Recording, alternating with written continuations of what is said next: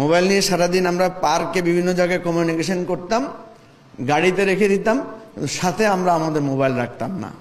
তাকে বললাম যে ঠিক আছে তুমি থাকো, আরেকটা মোবাইল আনা যায় কিনা। মেজবা ভাই প্ল্যান করলেন তাইলে তাকে শিফট করে তার বোনের বাসায় পাঠিয়ে দিবেন। এর মধ্যে আমাদের কাছে খবর আসলো যে ছাত্ররা আছে ধানমন্ডিতে। আমরা তখন দ্রুত ধানমন্ডি আওয়ামী লীগ অফিস ঘেরাওয়ের ওই কাজে আমরা সবাই বেরিয়ে পড়লাম। অনেকক্ষণ সেখানে গোলাগুলি হলো, মারামারি হলো, প্রায় 2-2.5 ঘন্টা। প্রায় 12:30টার দিকে, তখন কারফিউ চলছিল, 12:30টার দিকে যখন আসলাম মেজবাবার পাশে আসে দেখি যে নাহিদ নাই। বলল যে তার স্যান্ডেলও রয়ে গেছে, তার ব্যাগও রয়ে গেছে। আমরা তো খুব টেনশনে পড়লাম। বললো যে তাকে নিচে গেছে, সে নিচে যাওয়ার পরে সে আর আসে নাই। তো খুব বিরক্ত হলাম যে সে কেন নিচে গেল। আমরা এই কারফিউর মধ্যে পুরা খুঁজলাম, দেখলাম নাহিদকে আর পাওয়া যাচ্ছে না। অনেক ফোন করলাম তার আকরাম টাকরাম সহ তারা যাদের সাথে ছিল, দেখলাম যে নাহিদ আর নাই। খুব টেনশনে পড়ে গেলাম যে আমরা ভাবলাম যে নাহিদকে হয়তো ডিজিএফআই পিক করেছে। পরের দিন সকালে আমাকে নাসিরউদ্দিন পাটোয়ারি ফোন করে বলল যে না, নাহিদ আছে। তারা রাত্রে একটা মসজিদে ছিল, যেহেতু তার ফোন নিয়ে সমস্যা হয়েছে এই জন্যই সে নিরাপত্তা অভাবে সে সেখান থেকে গিয়েছে। পরদিন রাত নাসিরউদ্দিন পাটোয়ারি 2:30 বাজে, রাত 2:30টার দিকে ফোন করে আমাকে জানালো যে তার বাসা থেকে নাহিদকে নিয়ে গেছে। নাহিদকে নিয়ে যাওয়ার পর আমাদের কাছে মেসেজ আসলো যে আমাদেরকে গ্রেফতার করা হবে, এরকম একটা রেড অ্যালার্ট। তা আমি যেহেতু একটু আহত, গুলিবিদ্ধ, এক দিন এক হাসপাতালে থাকছি, কোনো হাসপাতালে রীতিমতো থাকতে পারছি না, সবাই ভয় পাচ্ছিল, রাখতে চাচ্ছিল না। তা আমি এর ফাঁকে একদিন বাসায় আসলাম। বাসায় এসে আমি একটা লিস্ট করলাম, আমার ছেলে মেয়েদেরকে, আমার স্ত্রীকে নিয়ে বসে বললাম আমি যদি কোনো কারণে গ্রেফতার হয়ে যাই তোমরা প্রথম কাকে ফোন করবা। তো স্বাভাবিকভাবে ওই যে আমার বন্ধু মেজবা ভাইয়ের নাম 1 নম্বরে লিখলাম যে ওনাকে ফোন করবা প্রথমে। তারপরে লিখলাম আমাদের আরেক ভাই যিনি গুলশানে, যার বাসায় আমরা মিটিং করি, ওনার নাম লিখলাম। এভাবে আমি 5-7 জনের নাম লিখলাম। লিখে আমি বের হলাম। তখন ইন্টারনেট প্রবলেম ছিল, যেখানে ব্রডব্যান্ড আছে সেখানে শুধু আমরা কথা বলতে পারতাম। আমি লালমাটি একটা বাসায় গেলাম, সেখানে শুনলাম যে আমার বাসায় পুলিশ এসেছে। যাই হোক, আমি সেখান থেকে আবার হাসপাতালে চলে গেলাম। হাসপাতালে রাত সম্ভবত 1:30 বা 2টার দিকে আমার মেয়ে ফোন করে জানালো ওখানকার হাসপাতালের রেয়ার বাসায় যে মেজবা আঙ্কেলকে তো পুলিশ তুলে নিয়ে গেছে। মেজবা ভাইকে খুব মারধর করেছে, ওনার বাসা ভেঙেছে, ওনার দেয়াল ভেঙে ওনাকে প্রচুর, ওনার বাচ্চাদের সামনে ওনাকে নৃশংসভাবে মেরেছে। তারপর ওখান থেকে আবার আমার বাসায় এসেছে। যাই হোক, আমরা বুঝলাম যে আমাদেরকে গ্রেফতার করার জন্য সিরিয়াস অপারেশন হচ্ছে। আমাদের সেক্রেটারি ব্যারিস্টার ফুয়াদকে ধরার জন্য চেষ্টা করছে। আমরা তখন একটা কৌশল করতাম, সেটা হচ্ছে মোবাইল এক জায়গায় রাখতাম, থাকতাম আরেক জায়গায়। মোবাইল নিয়ে সারাদিন আমরা পার্কে বিভিন্ন জায়গায় কমিউনিকেশন করতাম, গাড়িতে রেখে দিতাম, সাথে আমরা আমাদের মোবাইল রাখতাম না। এইভাবে মোটামুটি এক ধরনের চলতে চলতে 29 তারিখ আমার হঠাৎ জ্বর আসলো খুব বেশি। আমি এই মিরপুর ডিওএইচএসের এক বাসায়, আমাদের এক নেতার বাসায়, ওনার বাসায় ছিলাম। উনি আর্মির বিগ অফিসার ছিলেন, হাইয়েস্ট অফিসার ছিলেন। সেখান থেকে একটা ভুল আমি করেছি। সেই ভুলটা হচ্ছে ওনার বাসার যেই মেটটা আছে তাকে বলেছে আমার ড্রাইভারকে একটা কল দেন, কল দিয়ে বলবেন কালকে আমি এই বাসা শিফট করব, এখানে উনি যাতে এখানে পাশে একটা মসজিদ আছে ওখানে এসে থাকে। তো সে রাত্রে আমার যখন খুব জ্বর আসলো, ডাক্তার আসলো, আমাদের একজন ডাক্তার ছিলেন, উনি আসছেন, উনি এসে আমাকে বাসায় জল পট্টি দিলেন। রাত্রেবেলায় সেখানে অনেকগুলো আর্মি অফিসার আসলেন, মানে সাবেক আর্মি অফিসার, যেহেতু এটা আর্মির এলাকা। আসার পরে ওনারা আমাদেরকে বললেন যে আমরা একটা প্ল্যান করেছি যে আমরা সেনাবাহিনীর প্রধানকে আমরা ইনফ্লুয়েন্স করব যে আর্মি যাতে ছাত্রদের উপর গুলি না চালায়। ওনারা কিছু প্ল্যান করলেন যে ছাত্ররা যখন মিছিল করবে, যখন আর্মি আসবে, তখন তারা বলবে এই মুহূর্তে দরকার সেনাবাহিনীর সরকার। যখন এই স্লোগান দিবে তখন আর্মি আর তাদেরকে কিছু করবে না। তো আমার কাছে মনে হয়েছে এই বুদ্ধিটা খুব ভালো, এবং এটা কিন্তু ছাত্ররা অ্যাপ্লাই করেছে। ওরা যখনই আর্মি দেখে তখন আর্মির সামনে আসলে বলে যে এই মুহূর্তে দরকার সেনাবাহিনীর সরকার। তখন দেখা যায় আর্মি আর তাদের দিকে আর মানে হিংস্রতা নিয়ে কোনো কিছু করে না, শুধু বলে যে বাবারা আমরা আসি, তোমরা গন্ডগোল করবা না, ভাঙচুর করবা না, ইত্যাদি ইত্যাদি বলে। ওই সাবেক সেনা কর্মকর্তারা খুব ইয়াং অফিসার, ওরা কিন্তু তখন এই বিভিন্ন জায়গায় ঘুরে ঘুরে তারা ছাত্রদেরকে উৎসাহ দিচ্ছে এবং বিভিন্ন আন্দোলনভাবে কিভাবে অর্গানাইজ করা যায় এবং কিভাবে আত্মরক্ষা করা যায় নানা ধরনের কৌশল শেখাচ্ছিল। বিশ্বাস করেন এই যে আন্দোলন এমনি এমনি হয় না, কত মানুষের অবদান। আমি খুব অবাক হয়ে গেছি, তারা অনেকে কমান্ডো, তাদের চাকরি চলে গেছে আওয়ামী লীগ আমলে। তারা আমাকে বলল যে একটা চিঠি সেনা প্রধানকে লিখতে হবে, বলতে হবে যে সেনাবাহিনী যাতে এই অপকর্মের না হয়, মানে সাথী না হয়। আমি এই জ্বর নিয়ে বসে বসে একটা সুন্দর চিঠি লিখলাম, আমার হাতের লেখা একটা সুন্দর, যাই হোক, তো একটা চিঠি লিখলাম।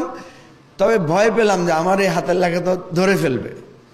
তা আমি ওনাদেরকে বললাম যে আপনারা এটা টাইপ করে ফেলবেন। ওই যে ডাইনিং টেবিলের উপর চিঠিটা রাখলাম, আমার জ্বর যেহেতু বেশি, ডাক্তার এসে আমাকে ঘুমের ওষুধ দিল, আমি ঘুমিয়ে পড়লাম। রাত 1:30টার দিকে আমাকে জাগিয়ে তোলা হলো যে এখানে পুলিশ পুরো কর্ডন করে ফেলেছে। যাই হোক, আমি ওই পুলিশের খবর শোনার পর আমি ঘুমিয়ে পড়লাম আবার। ঠিক আছে, পুলিশ নিলে নিবে, ঘুমাই থাকি, আর কি হবে। প্রায় 1:30টা, 1:15-2টার দিকে পুলিশ ঢুকলো, সবাই হেলমেট পরা, মানে নানা কিসিমের পুলিশ, কারো কালো পোশাক, কারো ইয়া পোশাক। আসলে যাই হোক, সুবিধা ছিল যেটা, সেটা হচ্ছে পুলিশ যখন ওই বাড়িটা ঘেরাও করেছে, সাথে সাথে ডিএইচএস এর ওখানকার যে লোকাল সিকিউরিটি আছে তারাও বাড়িটা ঘেরাও করে ফেলছে। তারা ভাবছে এখানে কোনো সন্ত্রাসী বা ইয়ে আছে। তো এটা আমার জন্য একটা ভালো লাভ হয়েছে যে আমাকে যে গ্রেফতার করতেছে এটা আদার্স একটা থার্ড পার্টি জেনে ফেলতেছে। যাই হোক, যেহেতু এটা একটু পশ এলাকা, তারা আমার সাথে খুব খারাপ ব্যবহার করলো না, আমাকে শুধু বললো যে আপনাকে আমাদের সাথে যেতে হবে। আমাকে যখন পুলিশ বের করে নিয়ে আসছে, আমি দেখলাম টেবিলের উপর চিঠিটা পড়া আছে। পুলিশ এত সার্চ করলো কিন্তু ওই চিঠিটার দিকে তাদের চোখ পড়লো না। দেখো, আমি জানি যে ওই চিঠি পাওয়ার পরে হয়তো কিছু হবে, কিন্তু কি জানি কি হলো, চিঠিটার দিকে তাদের চোখ পড়লো না। যাই হোক, আমাকে নামানো হলো। নামানো হওয়ার পরে আমি দেখলাম যে সেখানে প্রচুর গাড়ি এবং একেবারে রমরমা অবস্থা। আমার সাথে পারতপক্ষে তারা কোনো খারাপ ব্যবহার করে নাই, শুধু বলেছে আপনি আমাদেরকে খুব কষ্ট দিয়েছেন, আপনাকে আমরা ধরার জন্য আজকে 3-4 দিন অনেক চেষ্টা করেছি, আপনি কিন্তু অনেক চালাক, আমাকে বলল। আমি বললাম আমি জানি আপনারা আমাকে ধরার জন্য চেষ্টা করছেন এবং আপনাদেরকে ধরার পড়ার থেকে রক্ষা করার জন্য সেটা তো আমাকে চেষ্টা করতে হবে। এনিওয়ে, গাড়িতে তোলার পর আমরা দেখলাম ওয়্যারলেসে তারা জিজ্ঞেস করছিল কোথায় নিয়ে যাবে। তাদের ইশারা ইঙ্গিতের কথায় আমি বুঝলাম যে তারা জানতে দিতে চায় না আমাকে কোথায় নিয়ে যাবে। তো আমার যেহেতু জ্বর, আমি বলছি দেখেন আমার হাঁচিও আসছিল খুব বেশি। তো আমি বললাম যে আমাকে যদি কোথাও রাখেন আমাকে একটু আইসোলেটেড করে রাখবেন, কারণ আমি ভয় পাচ্ছি যে আমার থেকে কারো কন্টামিনেশন হতে পারে। তো তখন আলাপ আলোচনায় বুঝলাম যে তারা আমাকে একা রাখতে চায় না, বা একা রাখার যে ব্যবস্থা আছে সেটা তারা আমার জন্য সুইটেবল মনে করছে না। এনিওয়ে, আমি বুঝলাম না, আমাকে যেখানে নিয়ে গেল 7 তলায় তুলে একটা সেলের মধ্যে রাখলো। পরে আমি শুনতে পেলাম যে ওইটা হচ্ছে অ্যাকচুয়ালি আমরা যে আয়নাঘর যেটা বলি সেটা, কিন্তু ওরা আমাকে রাখতে চায় না, আমি নিজে ওখানে থাকতে চেয়েছি, যেহেতু একটু আইসোলেটেড থাকতে চেয়েছি আমার অসুবিধার জন্য। এনিওয়ে, অনেক লম্বা কথা। আমাকে বলল মানুষের সাথে থাকতে আপনি একা থাকতে চান কেন? তা আমি বললাম যে ভাই আমি অসুস্থ মানুষ, অন্যের অসুবিধা হবে। আমার কিছুক্ষণ পর খুব হাঁচি উঠছিল। এনিওয়ে, সকালবেলায় আমাকে তুললো, বললো যে আপনার বাসা সার্চ করতে যাবো, আপনার মোবাইল আমাদের দরকার। যাই হোক, লম্বা কাহিনী। আমার বাসায় গেল, আমার বাসা থেকে আমার মোবাইল নিল, আমাকে আবার নিয়ে আসলো। এর মধ্যে ঘটনা ঘটলো, আমাকে বলল, আপনি কি পিনাকি ভট্টাচার্যকে আপনি কিভাবে চিনেন? তা আমি বললাম যে কেন, চিনিতে অনেক আগ থেকে। বলছে না, পিনাকি স্ট্যাটাস দিয়েছে আপনাকে গ্রেফতার করা হয়েছে। তা আমি বুঝলাম যে আমাকে গ্রেফতার করা হয়েছে, এটা যেহেতু জানাজানি হয়ে গেছে, সো এটা আমার একটা অটো সিকিউরিটি জেনারেটেড করেছে যে আমাকে হয়তো আর গুম টুম করা বা অন্য কিছু করা যাবে না। আমাকে বেসিক্যালি প্রথম থেকে রিমান্ডে বেশি জিজ্ঞাসাবাদ করেছিল নাহিদ সম্পর্কে এবং পিনাকি সম্পর্কে। তো সুবিধা যেটা হয়েছে, যেহেতু তারা আমার মোবাইল পেয়েছে, আমি শুরু থেকে সবকিছু তাদেরকে স্পষ্ট করে বলেছি। শুধু নাহিদের প্রসঙ্গটা ছাড়া বাকি সবগুলো আমি স্পষ্ট করে বলেছি। নাহিদের প্রসঙ্গটা আমি বলতে যখন একটু দেরি করছি, তখন তারা আমার সাথে একটু দুর্ব্যবহার করেছে, খারাপ ব্যবহার করেছে। যাক, সেটা আর আপনাদেরকে আজকে না বলি। তা আমি যে বিষয়টা বলতে চাচ্ছিলাম, রিমান্ডে যে বিষয়টা আমি দেখেছি চোখের সামনে, এটা আমি নিজেকে সৌভাগ্যবান মনে করি। কারণ যেহেতু সিটিটিসিতে ছিলাম, ওটা খুবই ওয়েল ইকুইপড এরিয়া ছিল, চারিদিকে সেখানে অনেকগুলো মানে মনিটরিং টেলিভিশনের ক্যামেরা ছিল, টেলিভিশনের মনিটর ছিল।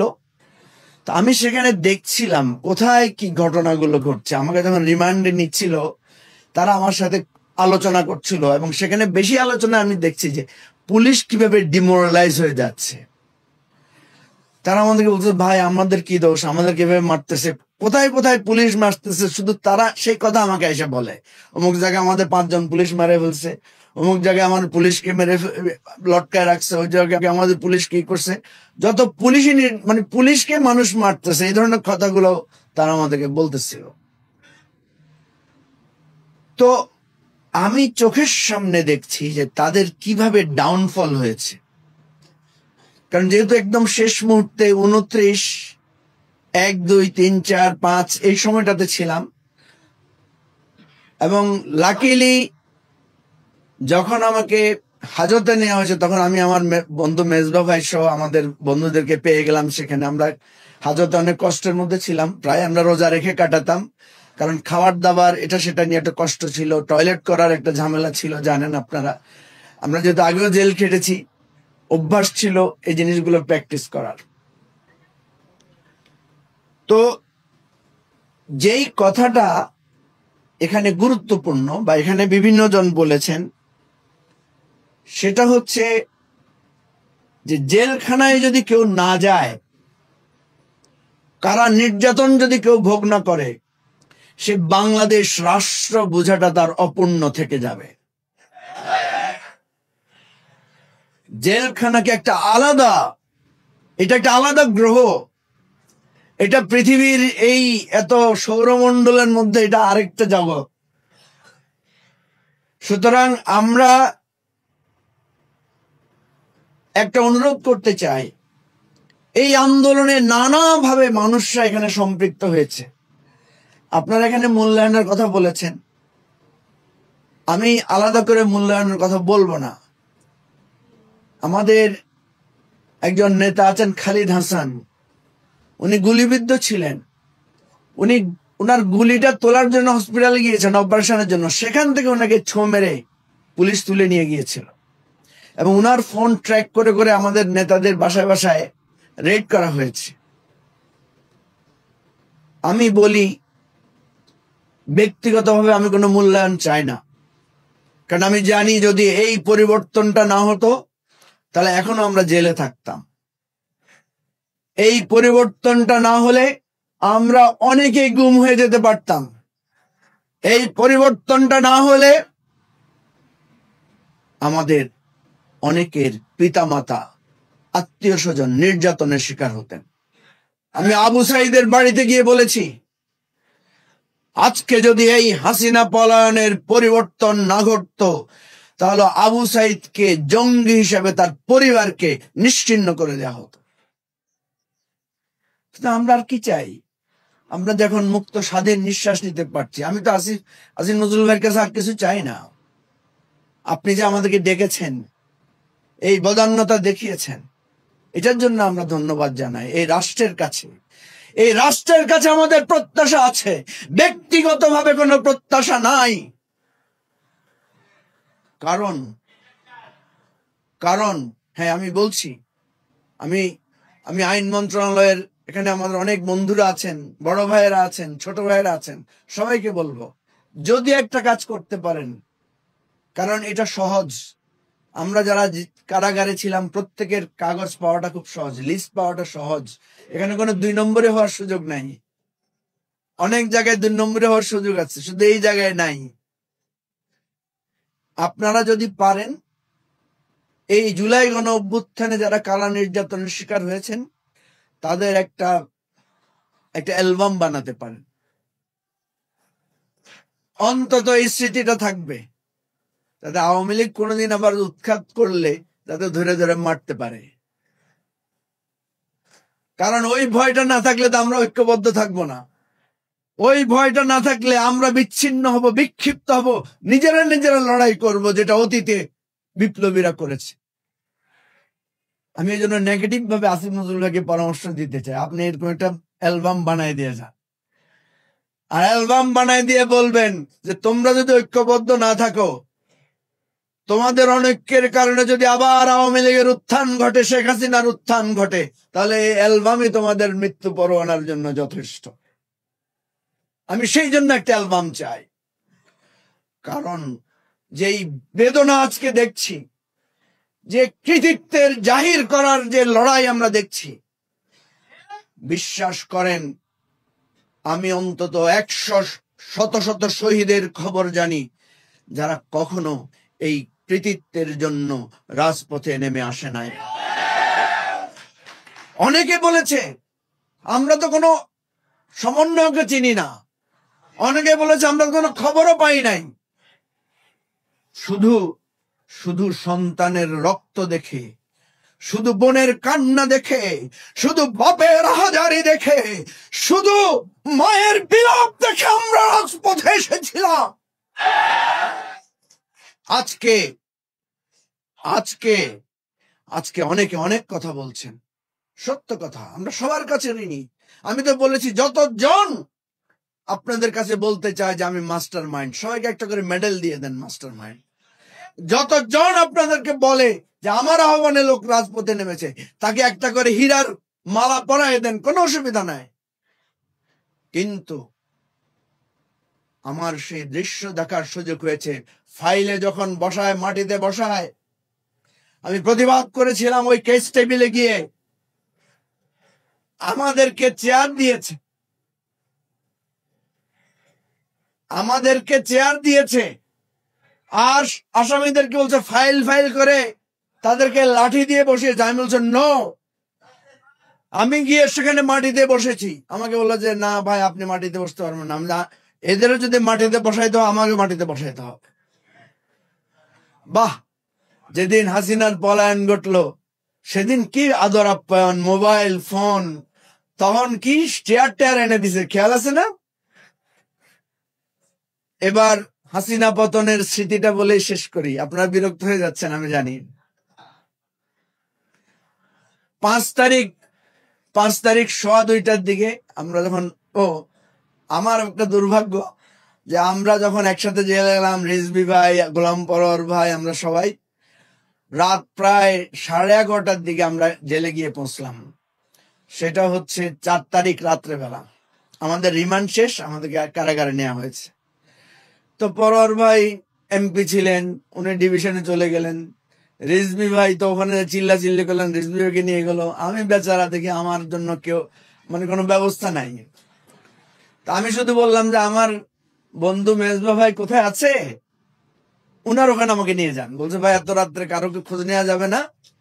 সুবেদার সাহেব এসে বললো আপনাকে আমরা আমদানিতে নিয়ে যাই। তা আমি বললাম এতগুলো আসামি কাউরে আমদানিতে নিলেন না, শুধু আমারে আমদানির জন্য দেখলেন? বলছে না, আপনারা একটা আলাদা আমদানিতে রাখবো, ওটাতে আর কেউ নাই, খালি। যাই হোক, খুব মন খারাপ, আমাকে নিয়ে আমদানিতে রাখলো। দেখলাম যে ওই আমদানিটা খালি। 2টা আমদানি ছিল, ওই আমদানিটা একটু কম, ওখানে 3-4 জন লোক আছে মাত্র। এনিওয়ে আপনারা সব জানেন, কমন। তো 5 তারিখ 2টার দিকে আমি ওই খবর দিয়ে অনেকগুলো বই নিয়ে গেছিলাম, কারণ 6 মাসের প্রস্তুতি নিলাম যে কি কি বই পড়বো, লিস্ট করলাম অনেক কিছু। তা আমি শুয়ে শুয়ে আবুল মনসুর আহমদের বই পড়ছি। 2:30 সোয়া 2টার দিকে হঠাৎ দেখলাম বিকট শব্দে আওয়াজ, চিৎকার, উল্লাস, পুরো জেলখানা যেন এভাবে কাঁপছে। আমি যেহেতু বিচ্ছিন্ন, আমি তো খবর পাচ্ছি না। এর মধ্যে মিয়া সাহেবরা সব বাসি টাসি দিয়ে পুরা জেল লক আপ করে দিল, যারা বাইরে ছিল ওদেরকে ঢুকাই ফেললো, আর তো থামেই না, জেলখানা যেন এভাবে এভাবে কাঁপছে। তা আমি আমার যেই ফালতু টালতু ছিল যারা সাথে, এদেরকে জিজ্ঞেস করলাম যে কি হয়েছে। তো একজন বলছে যে আঙ্কেল কিছু একটা হয়েছে, বড়, ছোটখাটো কিছু না, এমন বড় কিছু হয়েছে। আমি বললাম যে বলছে মাঝে মধ্যে এরকম হয়, খেলা টেলায় জিতলে এরকম আওয়াজ টাওয়াজ হয়। আমি যেখানে ছিলাম ওখানে টেলিভিশনও ছিল না, যেহেতু এটা আমদানিতে তো টিভি থাকে না, ওয়ার্ডে থাকে। ওয়ার্ডে ছিল না। আচ্ছা যাই হোক, আচ্ছা সব ওয়ার্ডে ছিল না, কিছু ওয়ার্ডে ছিল হয়তো, যাই হোক। তো আমি বারবার শুধু ডাকতেছি, ভাই কেউ একটু আসেন, কি হয়েছে কি হয়েছে, কেউ আসে না। কিছুক্ষণ শুয়ে আমি আবার শুয়ে গেলাম। হঠাৎ একজন লোকের দৌড়ার অশব্দ গরাদের সামনে গেলাম, যাই বললাম যে কি হয়েছে, বললাম যে হাসিনা পালাই গেছে। আমি বললাম যে এই মনে হয় পিনাকির কোন একটা ভিডিও শুনছে, মিথ্যা একটা ভিডিও শুনছে মনে। আমি বললাম ফালতু কথা বলার জায়গা মানে, আমি আবার শুয়ে পড়লাম। কিন্তু যতই শুই, জেলখানা তো কাঁপতেছে এইভাবে। কিছুক্ষণ পর স্লোগান, পালাইছে রে পালাইছে, হাসিনা পালাইছে, এগুলো বলতেছে। আমার কিন্তু বিশ্বাস হয় না। আমি আনচান করতেছি, অস্থির হচ্ছি, জেলখানা তো কেউ ভেঙে ফেলতেছে, এরকম অবস্থা। এনিওয়ে অনেকক্ষণ পরে দেখলাম আমার নাম ধরে একজন লোক চিৎকার দিয়ে ডাকতেছে আমাকে। আমি বাইরে বললাম যে ভাই আমি এখানে এখানে বলতেছি। তো সে দোতলা থেকে নিচে নেমে আসলো, আয়সা বললো যে আপনারা তো আমি খুঁজেই পাচ্ছি না, আপনাকে এখানে রাখলো কে? আমি বললাম আমি তো জানি না, আপনি কে? তো উনি বললো যে আমি বিডিআর এর একজন সদস্য, 10 বছরের জেল হয়েছে আমার, আমি আপনার নাম ধরে খুঁজতেছি। তো আয়সা প্রথম আমার কপালে চুমো খাইলো, হাত ধরলো। আমি বললাম যে কি ঘটনা বলেন তো, কি হয়েছে? উনি আমাকে ডিটেইল একটা রিপোর্ট দিলেন যে শেখ হাসিনা এইভাবে পালাই গেছে, সেনা প্রধানের বাসায় এভাবে মিটিং হচ্ছে। আমি বললাম যে ভাই এগুলো কি কোনো ভিডিও দেখে বলতেছেন, ইন্টারনেট দেখে বলতেছেন না রিয়েল? বলতে আমি এই টেলিভিশন দেখে আসছি আপনাকে। বিশ্বাস করেন আমি সাথে সাথে সেজদায় পড়ে গিয়েছিলাম। সেজদায় পড়ে আল্লাহর কাছে বলেছি, আল্লাহ যেই স্বপ্ন আমরা 16 বছর ধরে দেখেছি, যেই প্রত্যাশা আমাদের মনের মধ্যে গুমড়ে গুমড়ে ছিল, যে ও যে প্রার্থনা তোমার কাছে প্রতিদিন রাত করেছি, তুমি এভাবে আমাদের কাছে ধরা দিলে। আমরা যখন বঙ্গভবনে শপথ নিতে গিয়েছিলাম, তখন আমার আজিম নজরুল ভাইয়ের একটা কথা মনে পড়ে। উনি উনি মির্জা ফখরুলকে বলছিলেন, ফখরুল ভাই কল্পনা করা যায় হাসিনা নাই। আমাদেরকে বিশ্বাস করেন, সেদিনের সে অনুভূতি আর কাউকে ভাষা দিয়ে প্রকাশ করা যাবে না। আর আপনারা তো জানেন, যারা আমরা বিভিন্ন জেলে ছিলাম, পরদিন তো জেলখানা ভাঙা হয়েছে, জেলের সব তালা ভেঙে, গেট ভেঙে আমরা সবাই মাঠে নেমে এসেছি। এই যে উৎস ছিল আমাদের, এই নূর ছিল, সবাই আমরা সেখানে মাঠে সমবেত হয়েছি। আহা, জেলাররা আইসা খালি আমাদেরকে মাইক হাতে নিয়ে বলে যে একটু বলেন, একটু বক্তৃতা দেন, একটু থামান লোকদেরকে। তো সেদিন কিন্তু গোলাগুলি হয়েছে, আমাদের জেলখানায় আর্মি ঢুকেছে, গুলি করেছে, আপনাদের অনেকের মনে থাকার কথা। এই এই কথাগুলো কেউ বলে নাই। এবং এরপরে আমরা শুনেছি কেরানীগঞ্জে 2 জন মারা গেছে, 6 জন। এরপরে কিন্তু আপনারা কেউ এটা বলেন নাই। এরপরে কিন্তু প্রত্যেক ওয়ার্ডে ওয়ার্ডে গিয়ে এরপরে কিন্তু প্রত্যেক ওয়ার্ডে ওয়ার্ডে গিয়ে কয়েদিরা আসামিদেরকে মেরেছে। তাদের কান্নায়, চিৎকারে, বিলাপে জেলখানার আকাশ ভারী হয়েছে, কিন্তু এটার কোনো বিচার, এটার কোনো আওয়াজ আমি কোথাও দেখি নাই। আমি আজকে এখান থেকে আপনাদের সাথে নিয়ে দাবি করব, সেদিন যারা নির্মম ভাবে ওয়ার্ডে ঢুকে ঢুকে মানুষের উপর অত্যাচার করেছে, যে সমস্ত কয়েদিরা এবং মিয়া সাহেবেরা এবং সুবেদাররা, একটা তদন্ত কমিটি করে এদের প্রত্যেকের বিচার করতে হবে। প্রিয় ভাই বন্ধুগণ, আমি আপনাদেরকে অনুরোধ করব, এই জুলাই যোদ্ধা নামে এই শব্দটা আমি অনুরোধ করব বাদ দিয়ে দেন। কারণ এই জুলাই যোদ্ধা শব্দ যদি আপনি ব্যবহার করেন, তাহলে কেউ জুলাই যোদ্ধা স্বীকৃতি পাবে, কেউ পাবে না। কারণ আমার এই কারাবন্দী ভাই ও বোনেরা যে নির্যাতন ভোগ করেছে, যে নির্মম ভাবে আহত হয়েছে, মানে ব্যথা পেয়েছে, বেদনা কষ্ট করেছে, এদের কারো ভাগ্যে আপনারা জুলাই যোদ্ধা বলেন না এখন পর্যন্ত। সুতরাং আমি বলবো, এই জুলাই যোদ্ধা কনসেপ্টটা বাদ দিয়ে দেন। কারণ বাংলাদেশের টেকনাফ থেকে তেতুলিয়ায় প্রত্যেক গ্রামে জুলাই যোদ্ধা আছে। আমরা কিভাবে তাদেরকে খুঁজে বের করব? আমি নিজে দেখেছি ধানমন্ডিতে যখন ছাত্রলীগের ছেলেরা বাসায় বাসায় হামলা করেছে, এই সিকিউরিটি গার্ডেরা বাচ্চাদেরকে লুকিয়ে রেখেছিল এবং বলেছে এখানে কেউ ঢুকে নাই। সেই বাসায় বাড়িতে গিয়ে গিয়ে পুলিশ রাতের বেলায় সিসিটিভি চেক করে সে সমস্ত সিকিউরিটি গার্ডদেরকে পিটিয়েছে। আপনারা তাদেরকে কোনোদিন জুলাই যোদ্ধা বলবেন? বলেছেন কখনো? খোঁজ নিয়েছেন কখনো? খোঁজ নেওয়া সম্ভব না আসলে। সুতরাং আমি মনে করি আওয়ামী লীগ ছাড়া বাংলাদেশের আর সকলেই জুলাই যোদ্ধা। সুতরাং এটাই ভালো হবে, আওয়ামী লীগের বিরুদ্ধে যারাই দাঁড়িয়েছে, যারাই কলম ধরেছে, যারা বিদেশ থেকে বসে বসে ভিডিও বানিয়েছে, যে সমস্ত প্রবাসীরা আমাদের জন্য টাকা পাঠিয়েছে, যে সমস্ত প্রবাসীরা আমাদেরকে সাহায্য করেছে, তারা জুলাই যোদ্ধা না? সুতরাং ভাই ও বন্ধুদের কাছে অনুরোধ করব যে এদের সকলের কথা আমরা স্মরণ করব। আমি আবারও আইন মন্ত্রণালয়ের উপদেষ্টার প্রতি কৃতজ্ঞতা জানাই। রিজওয়ানা আপাকে স্পেশালি আমরা থ্যাঙ্কস দিই, কারণ উনি সব সময় মানবতার পক্ষে, মানবিকতার পক্ষে লড়াই করেছেন। সেই আমাদের ডাক্তার জাফরুল্লাহ ভাই থেকে শুরু করে ওনারা সব সময় আমাদের জন্য সংগ্রাম করেছেন, লড়াই করেছেন।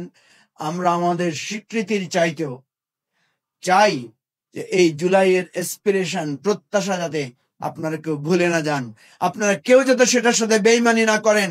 বাংলাদেশকে আমরা একটা নতুন রিপাবলিক আকারে, বাংলাদেশকে একটা নতুন বন্দোবস্ত আকারে আমরা চাই। যদি সেটা হয়, সেদিন আমার জুলাইয়ের প্রত্যাশা সফল হবে। এরপরে যদি 100 বছরের জেল হয় আমাদের, এরপরে যদি নির্যাতনে রিমান্ডে মৃত্যু হয়, আমাদের কোনো আফসোস নাই।